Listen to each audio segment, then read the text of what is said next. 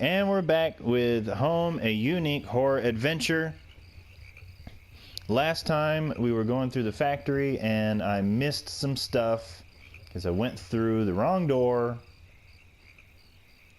And now we're here. We're out of the factory and we're continuing on in another wooded area. A pickup had smashed into the guardrail and stood silent. Was this the truck that those newspaper clippings mentioned? Was there really a body found here too? Wouldn't think that it would still be left there if it was a crime scene at one point. B2.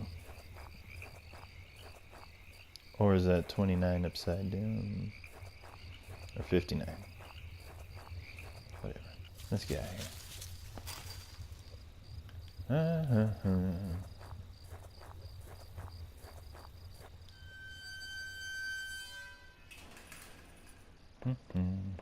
Hey, dumpsters. The garbage bin was a disgusting mess of rotten food in slick black bags. I saw a thin greenish corner poking out from one of those bags. It was my driver's license. It looked damaged. Did I take it back? Of course he did. I cleaned the card off as best I could. It looked pretty beat up. I was amazed to have found my credit card, and now this. I tucked the card into my wallet next to my credit card. Sounded like it was going to start raining again.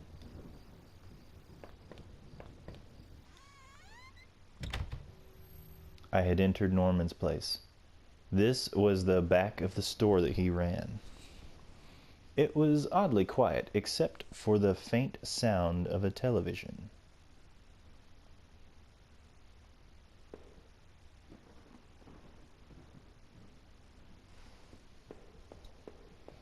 Let's see, stairs. The entrance to the front of the store was locked from the inside. Looked like I couldn't just pop it open. Needed a key. There was a bit of blood on the keyhole. Oh dear. Oh, upstairs we go. Norman, you home? Hey buddy, how you been? Norman? What the hell? One of Rachel's old autumn coats hung on a rack? That was Norman's bedroom, wasn't it? What was it doing there? Inside the cabinet was a small but impressive collection of hunting rifles, shotguns, and even a few items I didn't think were legal here. One of the slots on the rack was empty. The gun I had found seemed to match the others there. If the handgun was Norman's, what the hell was he doing with it? The gun would fit there. Did I place it back in the cabinet? Yes, because I'm a yes man this time. I carefully pushed the piece back into place and felt a great burden lifted. I wonder what would have happened if I did not put that back.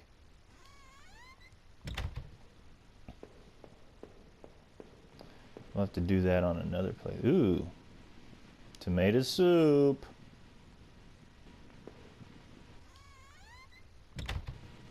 Norman, you in here, buddy? The TV still flickered some indecipherable channel. Oh, Norman! Norman! You spilled your tomato soup. No, I couldn't believe what I was seeing. Norman, my co-worker and one of my few friends I had in this town, lay dead beside his armchair. That's what you get for watching MTV, man. His face and shirt were covered in blood. Looked like he'd been shot trying to get up. His eyes were wide with shock, though they were already drying. Norman, what was Rachel doing here? Why did you have her coat? Norman, maybe you deserved better. You probably did. Did I close his eyes? Yes. I closed his eyelids down, shuddering as I did so. I wasn't sure if I wanted to give him peace or if I just couldn't stand to think any more about what was going on.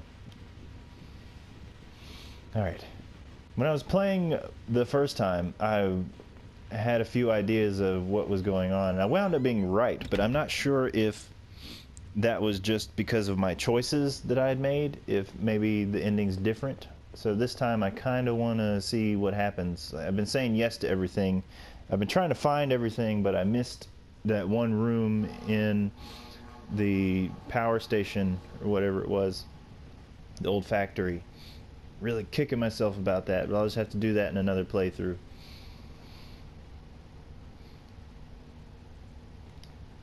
I guess this was Norman's kitchen table. He kept it clean enough, but there were water rings from 2 cups still there in the wood. 2. Why would he need 2? Must have been thirsty. I'd never been to Norman's place before. At least I didn't remember ever doing so. Yep. The kitchen trash bin smelled fresh. I didn't dig through that mess, did I? Yeah, you did, buddy. I found a hairpin amongst the rotting food and trash and pocketed it. That's it.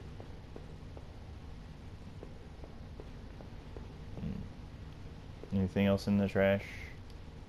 There were takeout containers and food scraps. Looked like Norman was eating for 2. Well, maybe he was pregnant. We're in a progressive age now.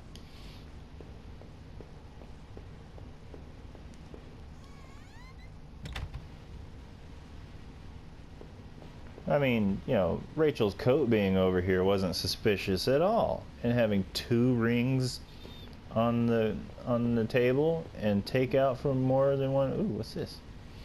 What was this? It looked like a pull chain hanging from the ceiling. I wonder where it led. Did I pull the chain? Yeah, you did, buddy. Gave the chain a single tug and a simple folding ladder to the attic popped down. Now, I did not do this last time. Why do you have chains? Norman, you up to some... Hey, it's a creeper! It's a creeper face. You see it, the little green...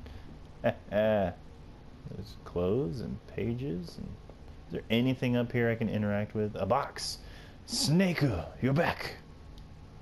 It was a large cardboard box that hadn't been sealed. Did I open it? I opened up the old cardboard box and wasn't entirely surprised by what I saw. Solid snake. There were more of Rachel's things, more of my wife's clothes. Photos, shoes, even that old radio I gave her. Why, Rachel? What were you doing here with Norman? I just couldn't believe it. My head ached with everything that was running through it.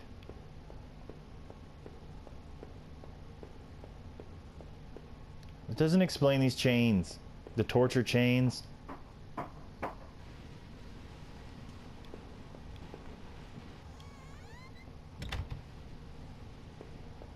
Alright, let's get out of here.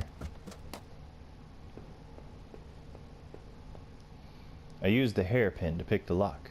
The hairpin snapped in half, so I threw it away. The general store was small, but it was clean. It had the usual things: postcards, snacks, magazines, canned goods.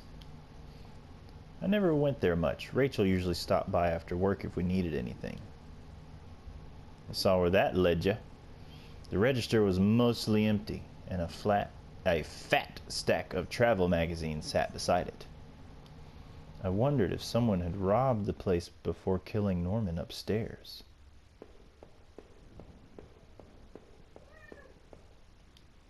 The icebox seemed to be unplugged. It must have been off for a while. Most of its contents were half melted. Only half melted? Dude, you can eat that. There were various postcards from the area, especially from the tourist traps. One of the postcards showed an old black and white photo of the water tower. It looked to be in much better shape then. Is there anything else on there? Of all the postcards, that one seemed to be the most popular. There were only a few left.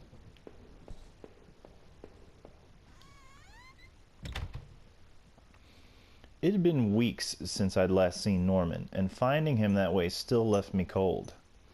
Thinking of him slumped against that chair only cemented my reassurance in getting rid of that gun. It looked like someone had taken that piece from his store. But why was it in those tunnels? As I stepped outside, I recalled that dusty old box of clothes in Norman's attic. I felt like I'd only discovered more questions, no answers, but I was close to home. It was time to find out the truth. All right, I'm going to keep this episode short because I know the next area is the last area, and I want to do it all in one episode instead of splitting it up. So I'm going to end it here. This one's been a little short, but I'll see you in the next episode. If you're liking my stuff, give me a like, share, subscribe, write a comment. Let me know you're there. What do you think was in that room I missed a couple episodes ago? What do you think is happening? Do you think Rachel and Norman were getting a little... I think so. Anyway, next time on Random Ninja Attack.